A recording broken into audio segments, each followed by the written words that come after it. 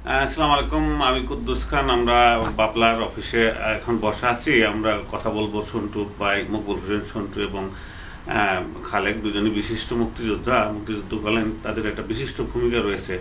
তার সবচেয়ে বড় কথা, লস এঞ্জেলেসে তারা মুক্তিযোদ্ধা কমান্ড কাউন্সিল করেছেন এবং লস এঞ্জেলেসে অনেকেই মুক্তিযোদ্ধা হিসাবে দাবি করছেন। আজকে তারা করতে পারতেছেন না এই সন্টু ভাইয়ের কারণে। কারণ সন্টু ভাই নতুন একটা ফর্মুলা আবিষ্কার করেছেন, যেটা আমার জানা ছিল না। সেটা হলো প্রতিটা মুক্তিযোদ্ধার একটা করে নাম্বার থাকে, সেই নাম্বার দিতে ব্যর্থ হয়ে অনেক মুক্তিযোদ্ধাই, ভুয়া মুক্তিযোদ্ধাই কেটে পড়েছেন। যা হোক, সন্টু ভাই আমাদের লস এঞ্জেলেস থেকে এখন বাংলাদেশের উদ্দেশ্যে রওনা দিয়েছেন। সম্ভবত উনি কিছু মন্ত্রী মিনিস্টারের সাথে কথা বলবেন বা ওনার কিছু কাজকর্ম আছে। আমরা এই প্রসঙ্গে কিছু কথা বলবো। আমাদের সাথে আছে বাপলার প্রতিষ্ঠাতা ডক্টর মাহবুব খান। তো আমরা প্রথম জনাব সন্টুর সাথে কথা বলি। সন্টু ভাই, আপনি কেন যাচ্ছেন বাংলাদেশে? আমি যাচ্ছি যে আমাদের দেশ এখন মহাজোট নির্বাচনে জিতছে, জিতার পর এখন ওই গত স্বাধীনতা সংগ্রামের সময় যারা স্বাধীনতা বিরোধী ছিল তাদের ব্যাপারে বিচারের ব্যবস্থা করা হবে।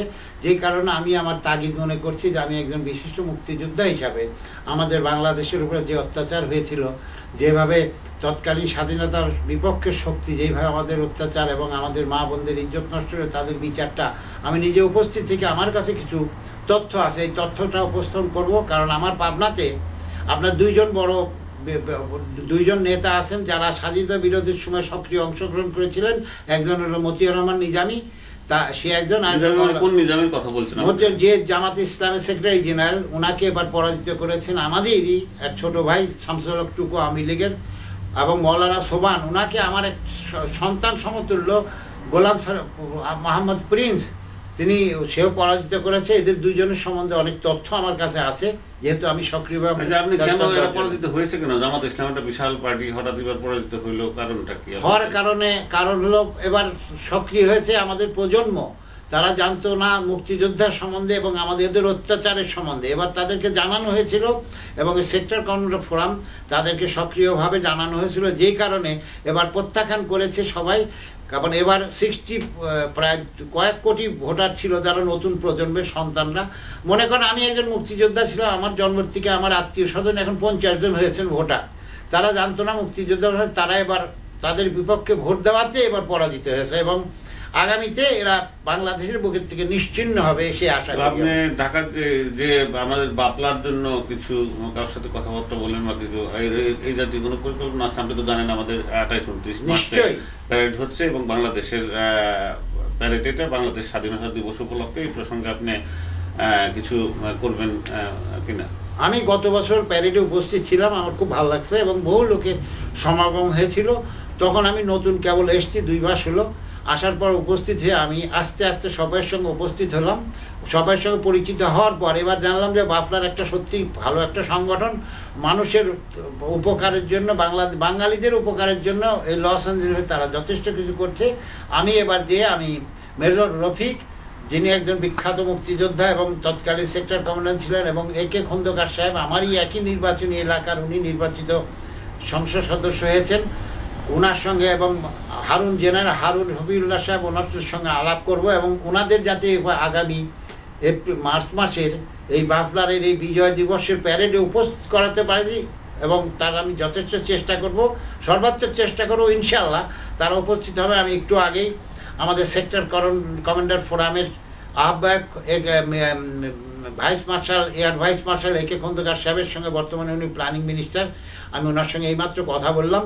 তিনি কথা দিয়েছেন যে হ্যাঁ, আগামীতে উনি আগামী মার্চ মাসের এই প্যারেডে উনি 2 জন অথবা 3 জন, যে কোনো একজন সেক্টর কমান্ডারকে উনি উপস্থিত করাবেন এবং এই অনুষ্ঠানটা যাতে সুন্দর সফল হয় তার ব্যবস্থা করবেন।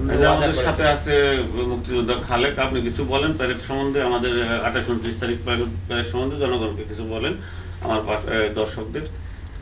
বিসমিল্লাহির রহমানির রহিম। আজকে এই আপনার আমাদের শোকের মাস, যে মাসে আমরা আমাদের এই ভাষা প্রতিষ্ঠিত করার জন্য আন্দোলন করেছি, সেই আন্দোলনের মাসে যারা শহীদ হয়েছে এবং বাংলাদেশের 30 লক্ষ শহীদ এবং 2 লক্ষ মা বোনের ইজ্জতের যারা হারিয়েছে তাদের প্রতি আমি শ্রদ্ধা জানিয়ে আমি আমার সংক্ষিপ্ত কিছু কথা বলতে চাই। আমি আমার ক্যালিফোর্নিয়া কমান্ডের কমান্ডার মকবুল হোসেন সন্টু, সাবেক সংসদ সদস্য এবং জেলা পরিষদ চেয়ারম্যান এবং যুদ্ধকালীন কমান্ডার, ওনাকে আমি বাংলাদেশে পাঠাইতেছি। আমরা যাতে আগামী মানে কি, এটা কি আপনার মুক্তিযোদ্ধা সংসদের সিদ্ধান্ত অনুযায়ী যাচ্ছেন? হ্যাঁ, মুক্তিযোদ্ধা সংসদের সভাপতি হিসেবে উনি সিদ্ধান্ত হিসেবে যাচ্ছেন। আমরা চাচ্ছি এই বাফলার এই সুন্দর এই অনুষ্ঠানকে সাফল্যমণ্ডিত করার জন্য আমরা আমাদের যুদ্ধকালীন তৎকালীন কিছু সেক্টর কমান্ডার আছে, সেক্টর কমান্ডার ফোরামের লোকজন আছে, ওনাদেরকে ইনভাইট করার জন্য আমরা পাঠাইতেছি। উনি ইনভাইট করবে এবং অবশ্যই আমরা আশা করি যে মুক্তিযোদ্ধার আহ্বানে এবং বাফলার আহ্বানে ওনারা আমাদের এখানে আসবে। উনি এই ব্যবস্থা করে বাংলাদেশ থেকে ফিরবেন এই আশা রেখে আমি আমাদের সাথে আছে ডক্টর মাহবুব, বাফলার ফাউন্ডার। উনি বের থেকে সেখানে বাফলার একটা পরিকল্পনা করেছিলেন। তো মাহবুব ভাই, আপনি কিছু বলেন এদের জন্য, যে আমাদের আসন্ন প্যারেড সম্বন্ধে কাউকে কিছু বলার থাকে, আহ্বান করতে থাকলে বলেন। হ্যাঁ, আজকে হলো আমরা 5 জন একত্র হয়েছি। হাশেম ভাই বাফলার প্রেসিডেন্ট, ডক্টর হাশেমের অফিসে আমরা একত্র হয়েছি। এখানে মুক্তিযোদ্ধা বীর, মুক্তিযোদ্ধা সন্টু ভাই আছেন, খালেক ভাই আছেন এবং কুদ্দুস ভাই আছেন এবং হাশেম ভাই আর আমরা 5 জন একত্র হয়েছি যে আগামী মার্চের 28 এবং 29 তারিখে লস অ্যাঞ্জেলেসের বুকে যে বিশাল বাংলাদেশ ডে প্যারেড হচ্ছে, বাংলাদেশের স্বাধীনতা দিবস উপলক্ষে যে বিরাট প্যারেড হচ্ছে, তার এই ব্যাপারে আমরা কিছু গুরুত্বপূর্ণ আলাপ আলোচনা করলাম এবং এখন আলোচনা করতেছি এবং বাংলাদেশের সাথে আমরা টেলিফোনে কথা বললাম।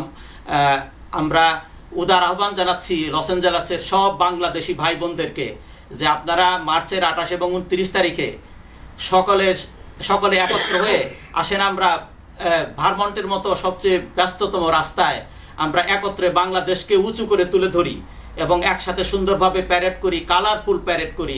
আপনারা সবাই এসে যোগদান করুন এবং বাংলাদেশকে আমরা উঁচু করে তুলে ধরি, এই আহ্বান জানিয়ে আমি আমার বক্তব্য শেষ করছি।